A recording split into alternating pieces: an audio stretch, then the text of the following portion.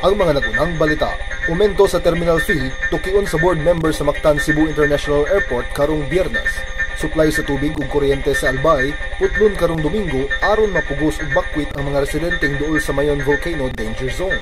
100,000 pesos naghuwat sa kinsamang makahatag og impormasyon sa pag-ila sa duha ka mga suspect sa pagpatay sa mga Swiss nationals sa Misamis Oriental.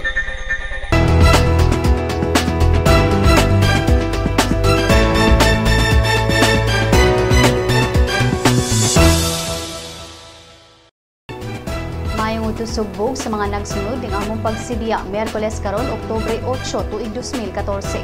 Kini si Jay Sandoval maghatod kaninyo mga nagunang balita. Kini ang Sunstar Pilipinas.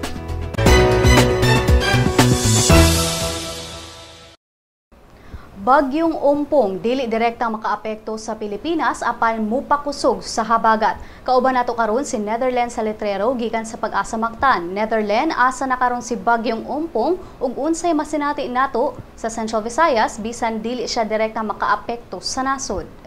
Mo kini ang latest update sa Bagyong Ompong. Ang Typhoon Ompong nagmintinar sa iyang gikuskol samtang padayon kini galihok sa direksyon na west-northwest diri sa Philippine Sea. Ganihang alas 10 sa buntag ang mata sa Typhoon Ompong nahimutang sa 1,080 kilometers east sa Tuguegarao City. Aduna kini gikusgon na hangin na 215 kilometers per hour ug pag-unos na 250 kilometers per hour. Gi-forecast kini nga maglihok sa direksyon na west-northwest sa gipaspason na 9 kilometers per hour. Ang Typhoon Ompong expect nga moabot sa 920 kilometers east sa Kalayan, Cagayan, ugma sa buntag. Kining maong sistema layo ra kini para direktang makaapekto sa bisan asang parte sa atong nasod, pero tungod niini nga sistema napakusog ang habagat sa Visayas. Ug tungod niini ang Cebu ug ubang dapit sa Central Visayas makasinati og pagpanag-om ug mahangin na panahon inubanan sa hinay ngadto sa kasarangan ug panagsang makusog na mga pagulan pagpanugdog og kilat labi na sa hapon ug sa gabi. Karong adlaw kutob na sa Sabado. Mao kadto ang atong latest weather update. Sa dugang na impormasyon bisita ang www.pagasa.dost.gov.ph. Gikan diri sa DOST Pag-asa Visayas kini si Ned sa letrero. Daghang salamat. Daghang salamat, Netherlands sa letrero, gikan sa Pag-asa Mactan. Board member sa Mactan Cebu International Airport Authority gikatakdang tukion karong Biyernes ang pag-umento sa terminal fee. Ang GMR Megawide una nang nibayad og 14.4 billion pesos sa gobyerno alang sa pagpalapad sa airport terminals. Apan si City Councilor Nestor Archival ni hangyo sa board members nga dili i-turnover ngadto sa national government ang 14.4 billion pesos nga gibayad sa GMR Megawide ug ipabilin sa Sugbo sanglit ang kantidad makatabang sa pag-improve sa airport runway. Mato ni Archival nga supak ang iyang komitiba sa maong aumento ug gusto silang pugngan usa kini hangtod nga mahuman ang concessionaires sa maong terminal. Ang MCIAA board nitanyag og usbaw sa domestic passenger service charge gikan sa 200 pesos hangtod sa 300 pesos samtang sa international passenger service charge gikan sa 550 pesos hangtod 750 pesos.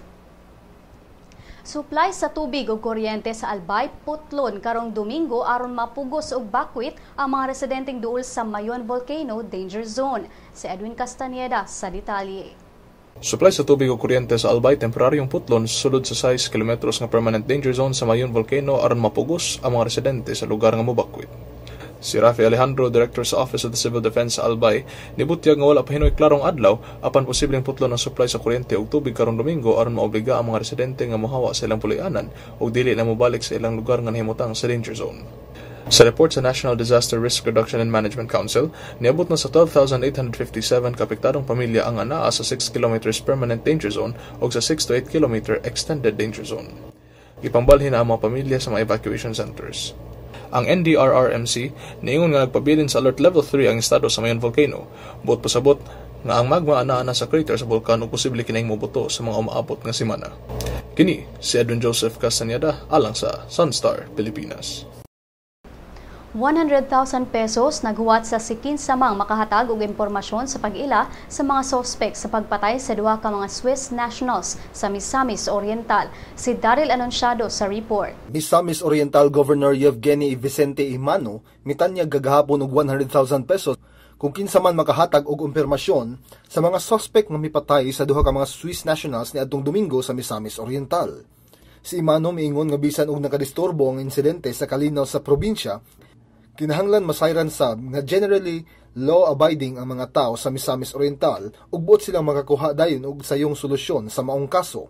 Ang mga biktima na ilang nga sila Robert Eric Lober ug Baltasar Johan Ernie, puros mga Swiss nationals nga gipatay sa usa ka beach resort sa lungsod sa Opol, Misamis Oriental. Si Chief Inspector Napoleon Paila sa Misamis Oriental Provincial Police Office gibutyag ang task group nga gimugna niadtong Lunes padayon panggitino ang posibleng motibo sa krimen. Kini si Daryl Anunciado alang sa Sunstar Pilipinas. Total lunar eclipse masinati karong gabi, si Maris Puyo sa report. Total lunar eclipse makita karong gabi sa Pilipinas. Dinhi sa Sugbo, matod ni Nad sa letrero sa Pag-asa Mactan nga dili kasiguruduan nga makita sa probinsya ang kinatibuk ang lunar eclipse tungod kay sugod karong hapon masinati ang mapanganurong kalangitan nga mo-develop sa pagka-thunderstorm nga magdala og uwan. Sigon niya sa letrero nga karong alas 5:34 sa hapon magsugod ang partial lunar eclipse. Ug sa alas 6:55 mahitabo ang greatest eclipse o ang pagpamuwas sa buwan. Kining talagsaon nga hitabo gitawag sa uban nga blood moon nga gituhuan sa ubang tinuhuan nga mao ang pag-abot ni Kristo. Apan si sa letrero ni pasabot nga dili kini blood moon. Gitawag kini og total lunar eclipse gumikan kay ang kalibutan nataliwad-an sa adlaw nga anaa sa wala samtang ang buwan anaa sa tuo kung magatubang ka sa maong direksyon. Mo nga magkolor og puwa ang buwan gumikan kay sa pagsulod sa silaw sa adlaw sa atmosphere sa kalibutan, ang green to violet nga lights ang ma-filter hinungdan ang color nga puwa ang anaa sa ubos mo'y makalusot sa atmosphere ug iniglabang sa buwan ang color nga puwa ang makita sa mga tao. Kini si Maris Puyo alang sa Sunstar Pilipinas. Ug gani ang mga balita gikan sa ubang parte sa nasod.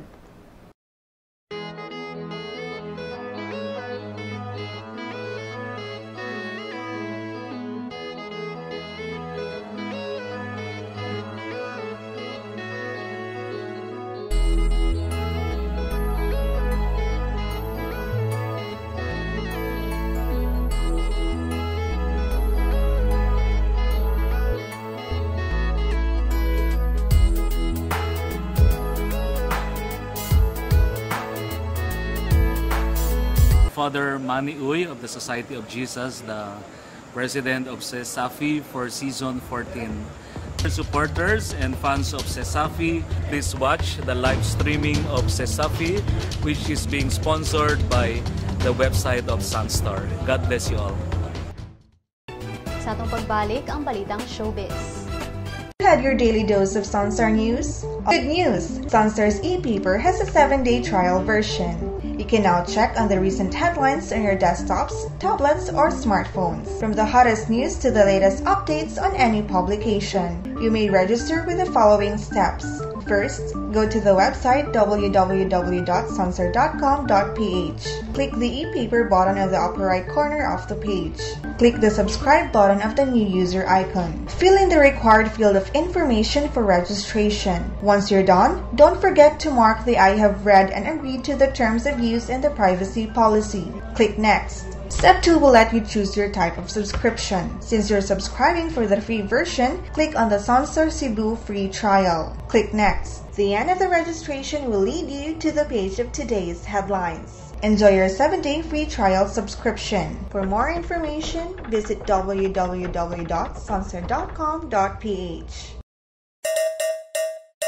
Mga kabisdak! Ani-ana ang atong magazine! Bisdak! Kabisdak ato ani gikan sa bagatan hangtod norte. Isan asa, mapadpad, bisayang dako, makalupad. Mahigugmaon, matinahuron, matinabangon, mapasigar buhon. Bisayang dako, ehemplo sa maayong lumulupyo. Ani-ana bay? Ato ni bay? Original ni bay? Bisdak Magazine ni bay? Ang Bisdak Magazine mapalit sa Newsboys ug sa inyong suking tindahan.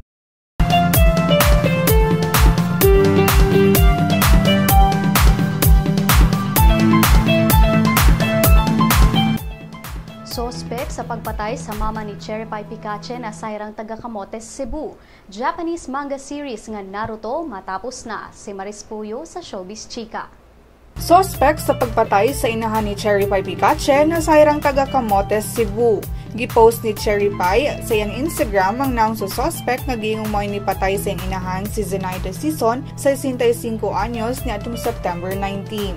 Ang suspect giila sa Quezon City Police District nga si Michael Icoy Flores, 29 anyos nga taga Camotes Island sa Cebu. Human sa 15 ka tuig matapos na sa sunod buwan ang Naruto, ang sikat nga Japanese manga series nga naghubit sa batanong ninja. Ang final chapter sa Naruto gikatakdang ipagawas karong November 10 ang 50th issue sa Weekly Shonen Jump. Ang Japanese anime series sa Pilipinas gidala kaniadto sa kanhi Pinoy Big Brother housemate Fourth Pagotan isip voice talent sa karakter ni Pain. Sa Showbiz Chika, Maris Puyo. Alang sa uban pang showbiz chika, bisitaha ang celebrity.sunstar.com.ph. I-follow po niya sa Twitter at Sunstar Showbiz. Sa Lotto results, wala pa nakadaog sa mga premyo sa Super Lotto 649 o sa Lotto 642 sa mga bola kagabi. Bulahon niya ang 655 Grand Lotto o 645 Mega Lotto. Ani ang balor sa dolyar gikan sa Bangko Sentral ng Pilipinas. Musunod ang kapalaran gikan sa Sunstar Super Balita.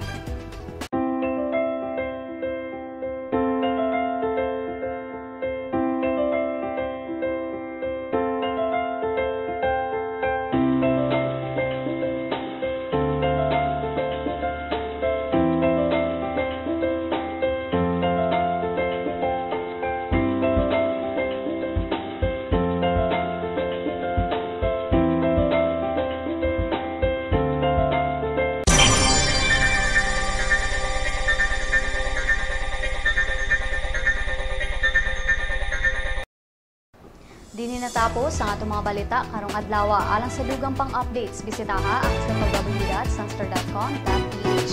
I-follow sa ang among mga updates sa Twitter at Sunstar Online at sa Facebook, Sunstar Philippine News. Kini si Jai Sandoval ug kini ang Sunstar Pilipinas.